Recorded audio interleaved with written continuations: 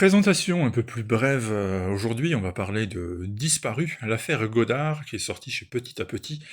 dans le cadre des fameux docu-BD, je vous en ai déjà parlé, c'est-à-dire des ouvrages qui sont à la fois une histoire racontée sous forme de bande dessinée classique et en même temps avec des pages éditoriales qui permettent, sous forme de documentaire donc,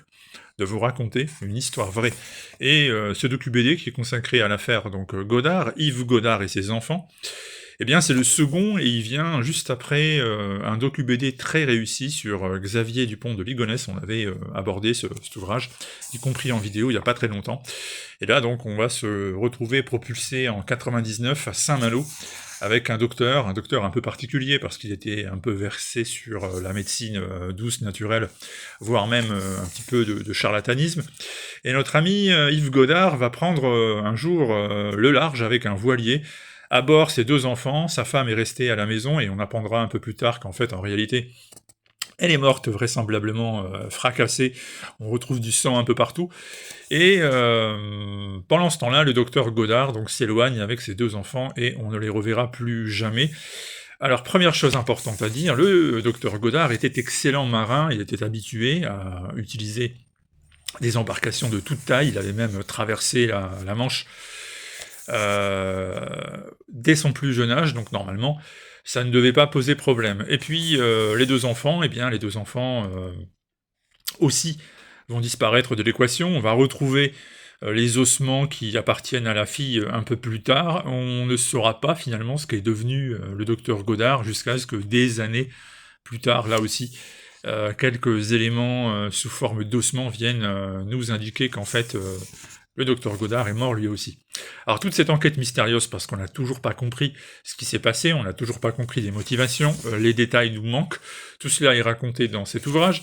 Vous avez donc à chaque fois une partie dessinée, et vous avez une partie de texte avec les détails qui vous manquent pour bien comprendre l'enquête, des fiches, bref, tout ce qui vous est indispensable pour vous immerger dans ce dossier. Alors, comme à chaque fois, j'essaie d'être honnête, je suis pas un grand fan des histoires de ce type, le nouveau détective, et puis Christophe Ondelat à la télé qui nous raconte ces cas d'assassins sinistres, c'est pas ma tasse de thé. Pour autant, cet ouvrage, il est très bon parce que c'est très bien raconté, parce que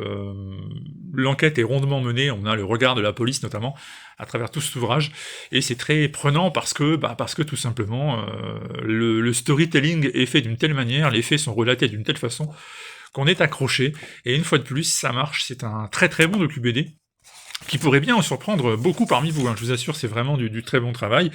Le scénario, c'est Pascal Bresson qui l'a établi, et donc qui a choisi les éléments à mettre en valeur, et Samuel Figuière est le dessinateur de cet ouvrage, qui bénéficie donc de la partie documentaire réalisée par Béatrice Mardrignac. C'est sorti chez Petit à Petit, et je le répète encore une fois, c'est surprenant de qualité, ça peut à mon avis intéresser beaucoup d'entre vous, ou alors des gens qui ne sont pas forcément des fans de BD, et qui grâce à un ouvrage comme ça vont aussi se mettre à en lire. Pensez-y, moi je répète, c'est très très bien fichu, et puis jusqu'à l'interrogation finale, jusqu'à ces cartes de visite et de crédit retrouvées sur la plage des années plus tard, qui viennent semer le doute. Alors chacun pourra se faire sa petite théorie, moi la mienne elle est toute faite, effectivement je pense qu'il y a peut-être un petit règlement de compte